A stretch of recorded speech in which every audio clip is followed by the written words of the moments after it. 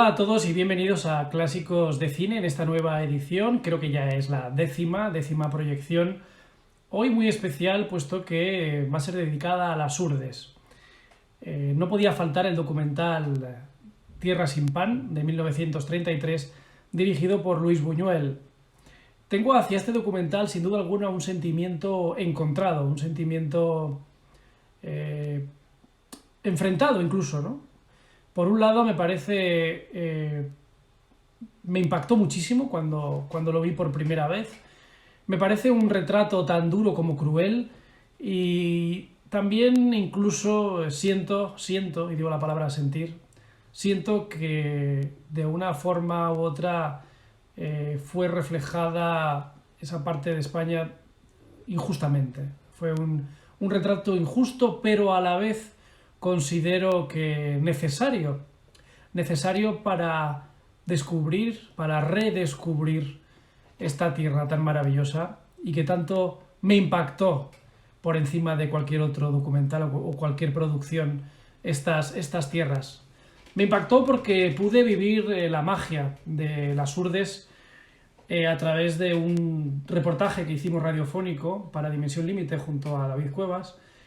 Y fue algo muy intenso que guardo en mi memoria con mucho recuerdo y con un gran afecto.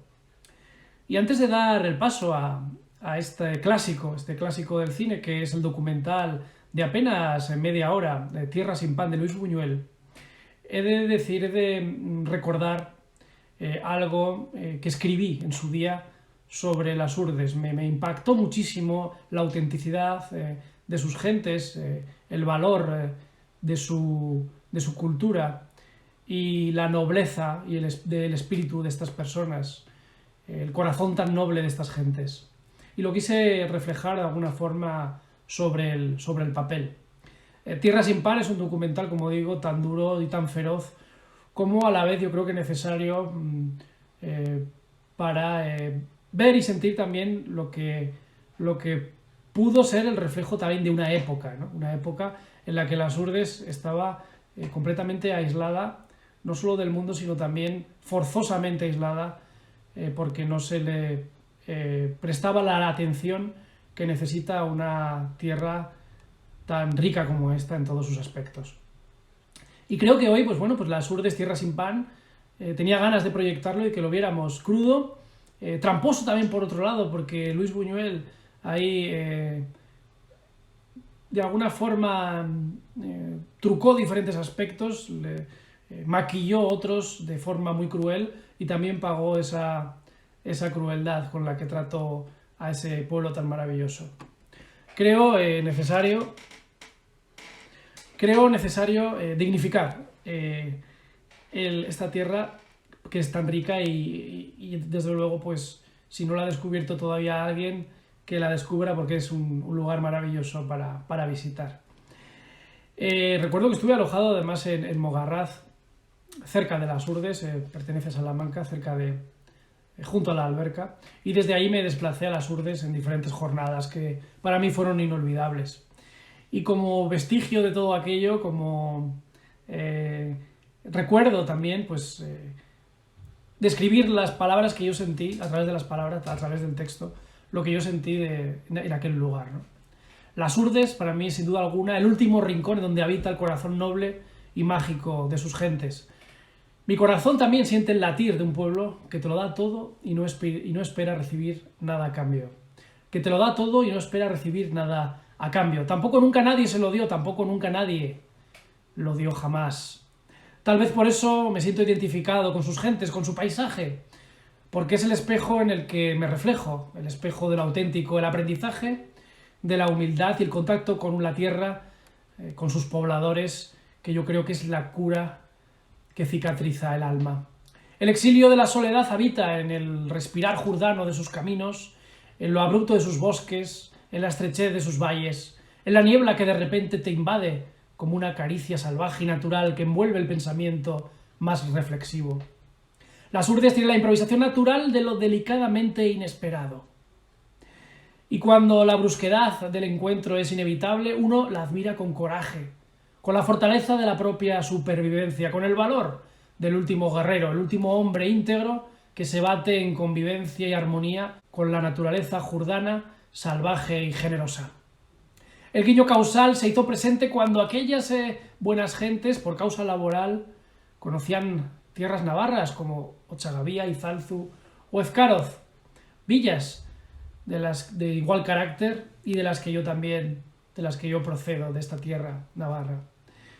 Como nexo de unión entre la magia jurdana y el noreste pirenaico de similar factura, más cálido si cabe, fue su trato hacia este pobre soñador al conocer, como digo, mi procedencia. La alberca era el prólogo de unas tierras y unas letras que se escribían valle adentro.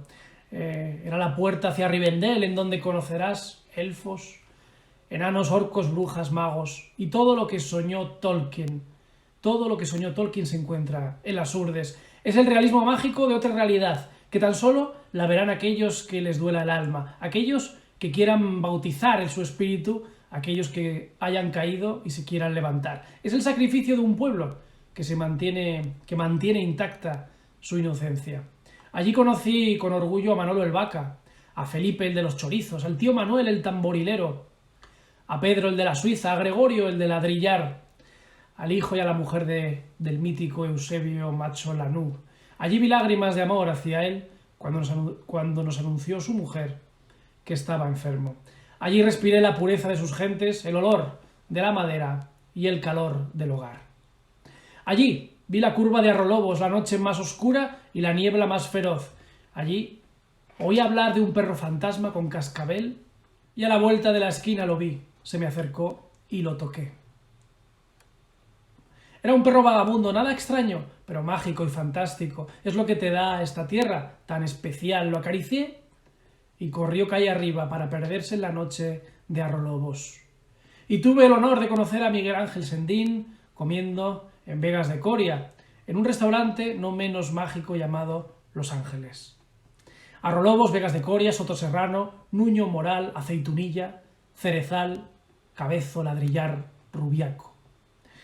Y lo que allí vivimos, el periodista David Cuevas y un servidor, lo contamos en su día en un programa especial sobre las Urdes de Dimensión Límite. Dejamos el testimonio de lo vivido a través de las ondas. Y sin más, pues os dejo con Tierra sin pan, un documental tremendo y también necesario dentro de la Filmoteca Española. Un abrazo y muchas gracias por seguir este canal de YouTube, Clásicos del Cine.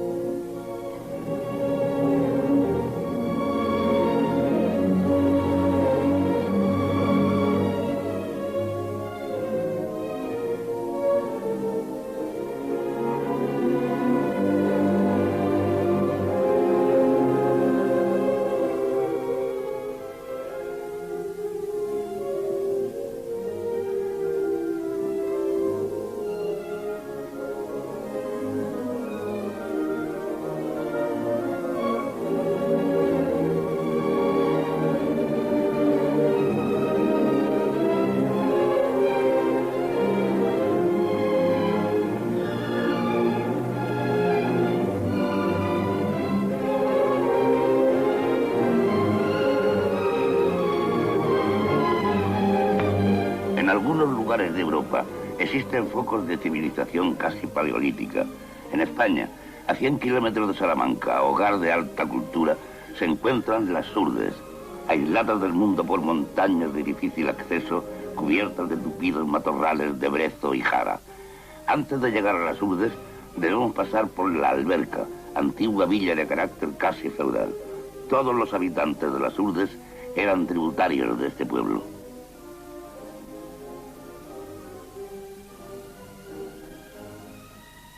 He aquí la iglesia de la Alberca.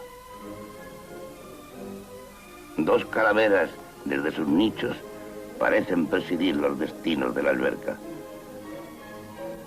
Las casas, de aspecto medieval, tienen 3 pisos y son de una arquitectura nada frecuente en España.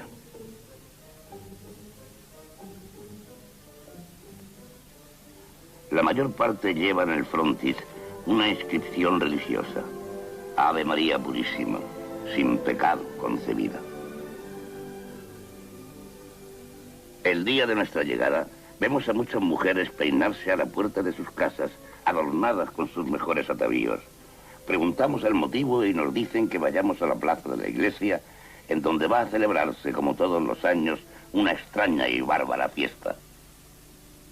En la plaza se ha reunido casi todo el pueblo. Los recién casados del año deben arrancar cada uno la cabeza de un gallo. En 1933, año en que tomamos estas vistas, eran 6. Se ha tendido una cuerda a través de una calle para colgar el gallo por las patas. Cada jinete, al galope de su cabalgadura, tiene que arrancar la cabeza de un gallo. Después de pasear triunfalmente la cabeza del gallo por las calles y las plazas del pueblo, los recién casados ofrecen al pueblo sendos vasos de vino tinto.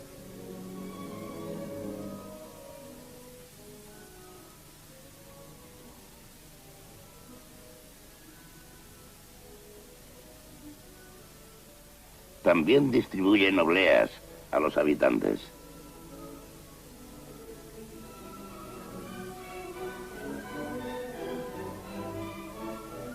Entre la gente apercibimos este niño ricamente adornado con medallas de plata. Aunque se trata de imágenes cristianas, no podemos menos de recordar los amuletos de los pueblos salvajes de África o de Oceanía. Abandonamos la alberca, en donde a las 7 de la tarde casi todo el pueblo se ha embriagado, y nos dirigimos a la cima de las montañas a 3 kilómetros de la alberca, desde donde descubrimos todo el panorama de las Urdes. He aquí el laberinto de montañas en que se hallan diseminadas las 52 aldeas que forman las Urdes con sus 8.000 habitantes. Pero para llegar hace falta descender una abrupta pendiente y atravesar el espléndido valle de las Batuecas, actualmente habitado por un viejo monje que vive aquí acompañado de algunos domésticos.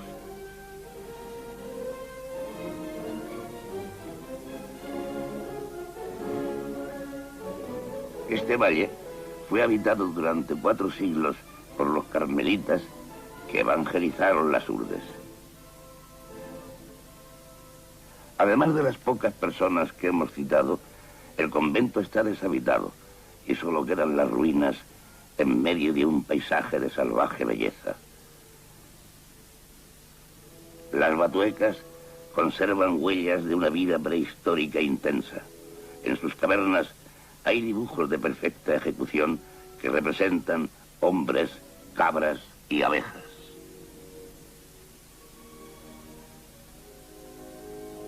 Sapos, víboras y lagartos frecuentan estas ruinas.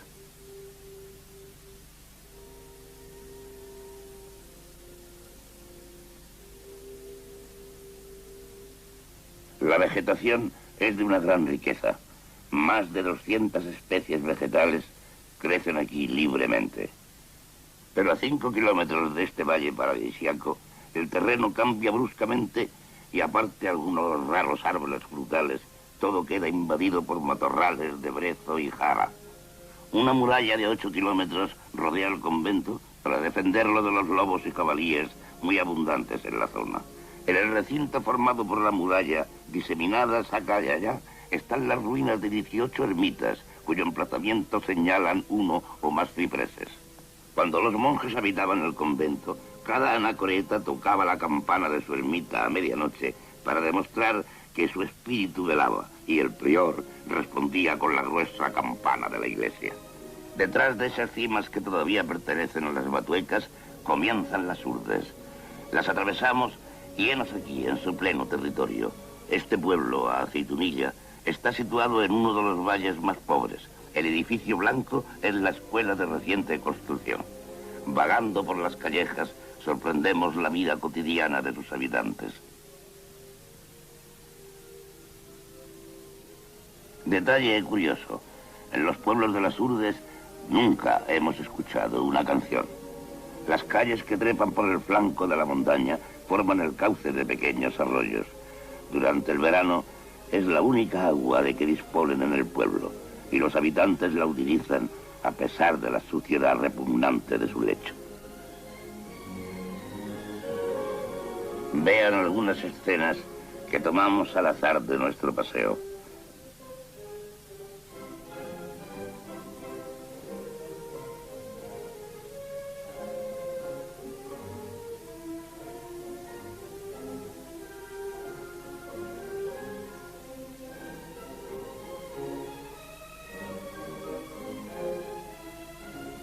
El arroyo sirve para todos los usos. He aquí 3 niñas mojando un mendrugo de pan en el agua del arroyo. El pan hasta hace poco era casi desconocido en las Urdes. El que comen esas niñas les ha sido dado en la escuela.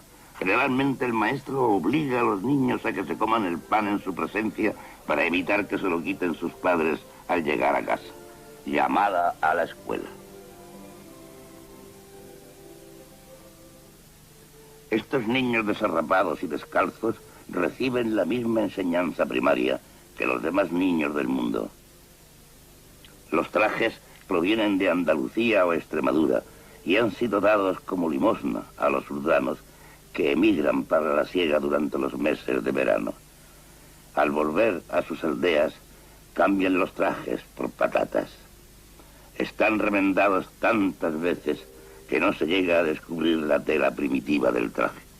También aquí enseñan a los niños famélicos que la suma de los ángulos de un triángulo es igual a 2 rectos. En algunos pueblos de las Urdes, y especialmente aquí en Aceitunilla, muchos de los niños son pilus, es decir, niños incluseros que las mujeres de las Urdes van a buscar a la importante villa de Ciudad Rodrigo, que se encuentra a una distancia de 2 días de marcha a través de la montaña. Se encargan de criarlos por una pensión de 15 pesetas mensuales. Con esa ínfima suma, la madre urdana hace vivir a toda su familia. Esta industria fue muy floreciente hasta que, hace poco, una ley prohibió este tráfico de pilus.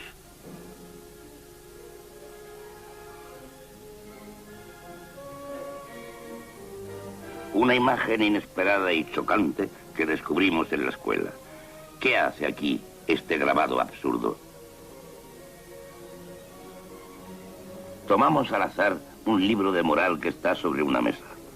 Uno de los mejores alumnos escribe en la pizarra, a petición nuestra, una de las máximas del libro. La moral que se enseña a los pequeños urdanos no difiere en nada de la que rige nuestro mundo civilizado. Respetad los bienes ajenos.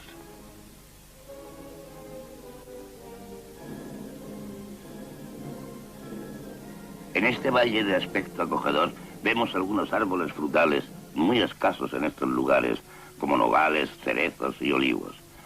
He aquí la aldea de Martín Adrán. Eso que vemos entre los árboles y que parece el caparazón de un animal fabuloso son los tejados del pueblo. Al entrar en él nos acoge una tos ronca que parece brotar de cada casa. La mayor parte de los habitantes están enfermos. Las escenas que presenciamos son de una miseria desoladora.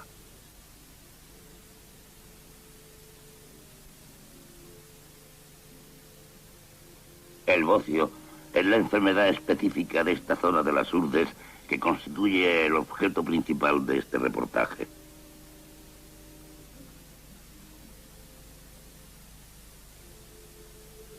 Observen a esta enferma de bocio que cuenta solo con 32 años. Acompañados del alcalde, visitamos el pueblo y nos encontramos con esta niña. Preguntamos qué mal le aqueja y el alcalde nos dice que desde hace 3 días permanece allí sin moverse. Debe estar enferma porque de vez en cuando la oímos gemir débilmente. Uno de mis amigos hace de médico improvisado. Se acerca a ella y le pide que abra la boca para examinarla. La garganta y las encías están muy inflamadas, pero lamentablemente nada podemos hacer. 2 días más tarde, al preguntar por ella, supimos que la niña había muerto. ¿De qué se alimentan los habitantes de este país estéril? Los únicos alimentos, o casi, de que disponen son patatas y alubias, y no siempre. En los meses de junio y julio ocurre que incluso esta mínima base de su alimentación escasea. La dieta carnívora se compone exclusivamente de cerdo. Solo las familias ricas, si es que pueden llamarse así, poseen un puerco. Cada año lo sacrifican y su carne es devorada en 3 días. En los sitios más fértiles crecen algunos olivos, pero las plagas terminan con el fruto antes de su recolección. La cabra es el animal que mejor resiste en estos parajes estériles. La leche se reserva para los enfermos graves que mojan en ella el pan que los mendigos traen desde lejos y que también se reserva para los enfermos. La carne de cabra se come tan solo cuando alguna de ellas se despeña, lo que ocurre a veces en estos escarpados terrenos.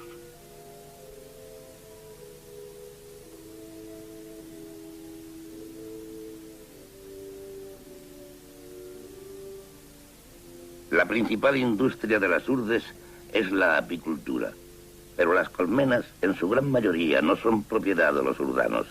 Además, la miel que las abejas producen a partir de la flor de brezo es muy amarga. Los propietarios de las colmenas son vecinos de la alberca que las transportan a las Urdes para que invernen allí, porque el clima es más benigno que en la provincia de Salamanca. Durante la primavera se llevan las colmenas a Castilla. En esta estación es corriente ver a 1, 2 o más bestias cargadas de colmenas que se dirigen hacia Castilla. Un día nos encontramos con este asno con su carga de colmenas que 2 urdanos conducen hacia Salamanca. Más tarde, mientras comíamos, oímos gritos de socorro. Los urdanos habían atado el burro y una colmena se había caído al suelo y al romperse dejó escapar el enjambre. Este atacó al animal que al debatirse dejó caer las otras colmenas, quedando en libertad los insectos y los enjambres de abejas se precipitaron sobre él. 1 hora después, el asno sucumbió a las picaduras.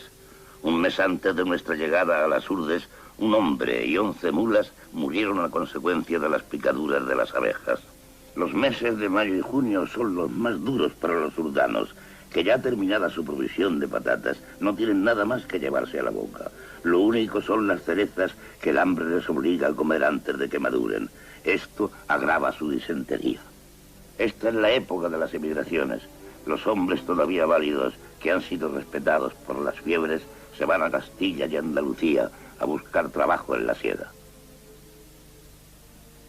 Encontramos varias caravanas de 10, 30, 50 hombres provistos tan solo de una manta. No llevan dinero ni pan y van muy lejos y a pie en busca de trabajo. Nos cruzamos varios días después con un grupo de estos hombres que volvían como se habían ido, sin dinero y sin pan.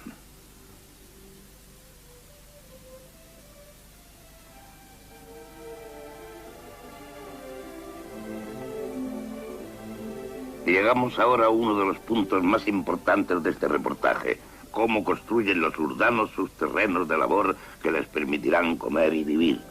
Comienzan por escoger una franja de terreno próxima al río y la limpian de maleza, ayudados por sus mujeres, parientes y amigos. Los útiles de trabajo son rudimentarios: un pico y una pala. No disponen de otros instrumentos para labrar.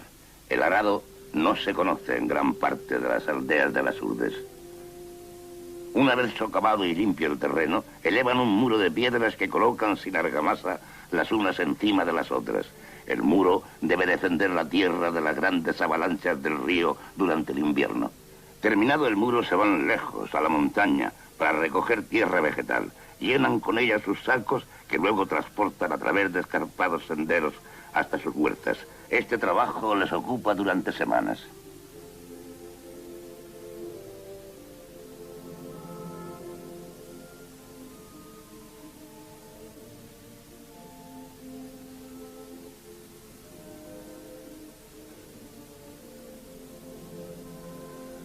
Vean ahora la fina capa de tierra vegetal que recubre una huerta urdana. El primer año la cosecha es buena, pero pronto vuelve a hacerse estéril la tierra a falta de elementos nitrogenados. Todos los campos de labor en las urdes tienen forma de largas franjas estrechas a la orilla del río. A veces, las crecidas invernales destruyen en 10 minutos el trabajo de todo un año. Un meandro característico del río Urdano con los pequeños campos escalonados. Faltos de dinero y de animales domésticos, los urdanos no pueden conseguir abono. Esta familia se dirige al sitio donde podrán encontrar el abono natural que les hace falta.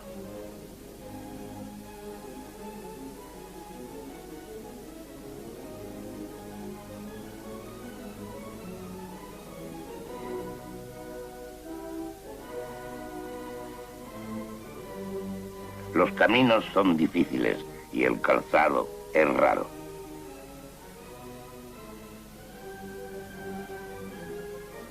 El abono más apreciado es el que produce la hoja seca del madroño, arbusto que empieza a escasear y que generalmente crece en las cumbres. Una vez llegados al sitio elegido, llenan sus sacas con las preciadas hojas.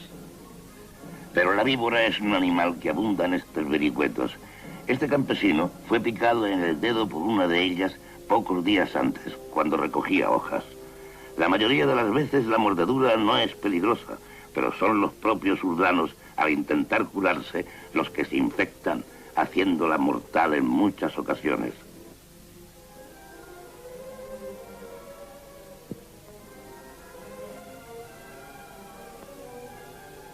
Una vez terminada la recolección de las hojas, las llevan a su casa y las depositan en el zaguán. Sobre ellas se acostarán los animales y al cabo de algunos meses se habrán convertido en abono con la colaboración excrementicia de las personas.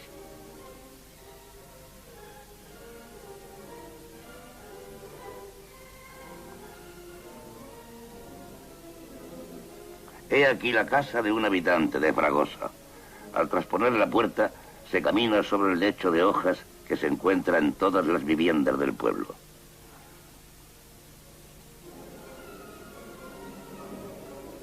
Estamos en el interior de una casa. Los utensilios son escasos y de lo más rudimentario.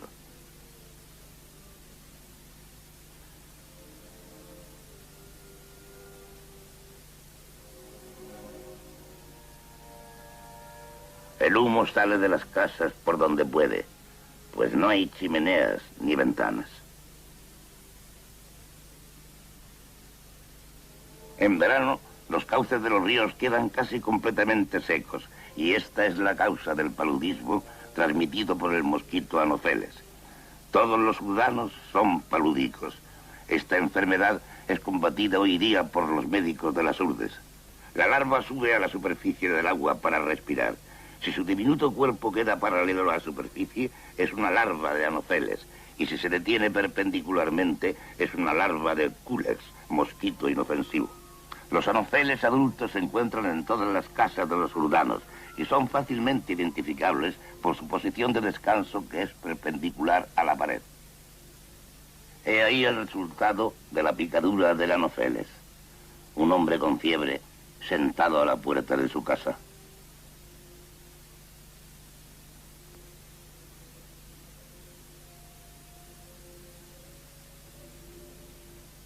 Nos encontramos a muchos enfermos por las calles.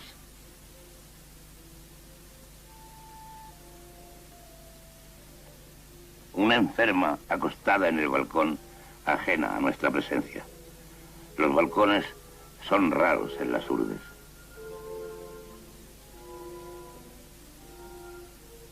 Los enanos y los cretinos, en cambio, son numerosos. Generalmente sus familias los destinan al cuidado de las cabras. Algunos son peligrosos. Al encontrarnos con ellos, o bien huían o nos atacaban a pedradas. Pueden verse en las montañas al anochecer cuando regresan a las aldeas. Tuvimos grandes dificultades para llegar a filmar a alguno de ellos. El realismo de un Zurbarán o de un Rivera queda por debajo de esta triste realidad. La degeneración de esta raza proviene principalmente, entre otras causas, del hambre, de la falta de higiene y del incesto. El más pequeño de esos degenerados tiene 28 años.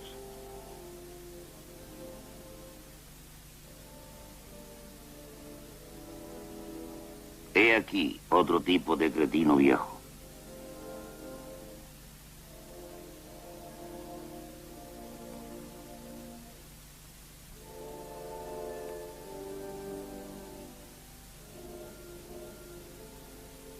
Otro cretino. Hemos podido filmar a este cretino semisalvaje gracias a la ayuda de uno de nuestros amigos urdanos que ha sabido divertirle y calmarle. Un día vimos a un grupo de gente frente a una casa. Un niño acababa de morir. La madre.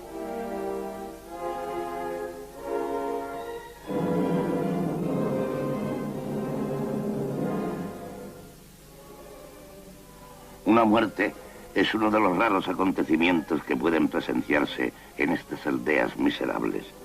Las mujeres acuden en masa a la casa mortuoria. Nos explicaron las dificultades que encierra el transporte de los cadáveres, pues en la mayoría de los pueblos no hay cementerio. El niño tenía que ser transportado al cementerio de Nuñomoral y nos decidimos a seguir el despojo. El cuerpo fue depositado en una artesa y conducido a lo largo de kilómetros a través de matorrales. Si el muerto es un adulto, se ata el cuerpo a una escalera que hace la vez de parihuelas y es conducido así hasta el cementerio, distante a varias horas del pueblo.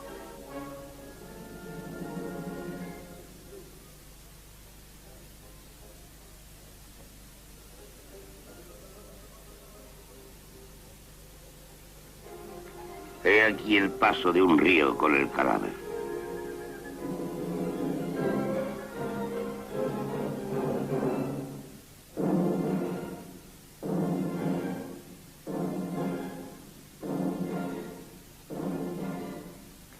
Este cementerio nos muestra que a pesar de la gran miseria de los urdanos, sus ideas morales y religiosas son las mismas que en cualquier otro lugar del mundo.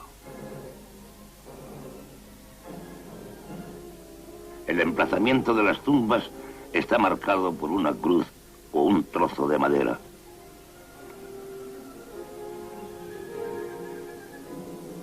Lo único lujoso que encontramos en las urdes son las iglesias. Esta se halla situada en una de las más pobres aldeas.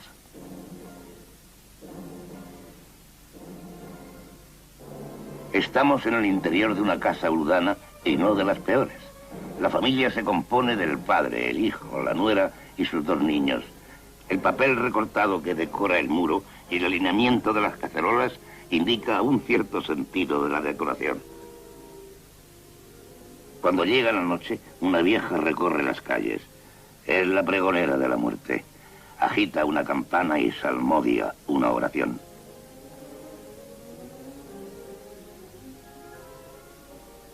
Todos los habitantes de una casa urbana viven en la misma y única pieza. Sin embargo, esta vivienda, algo más confortable, consta de un establo en la planta inferior y en la primera planta de una cocina y un dormitorio. Por excepción, hay una cama.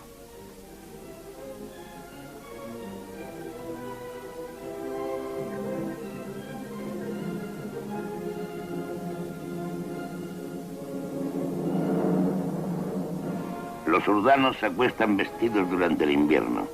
Llevan sus trajes hasta que se caen a jirones. Las palabras que oímos a esa mujer son las siguientes. Nada puede alentar más nuestra alma que el pensar siempre en la muerte. Rezad un Ave María por el alma de... Después de 2 meses de estancia en las urdes, abandonamos el país.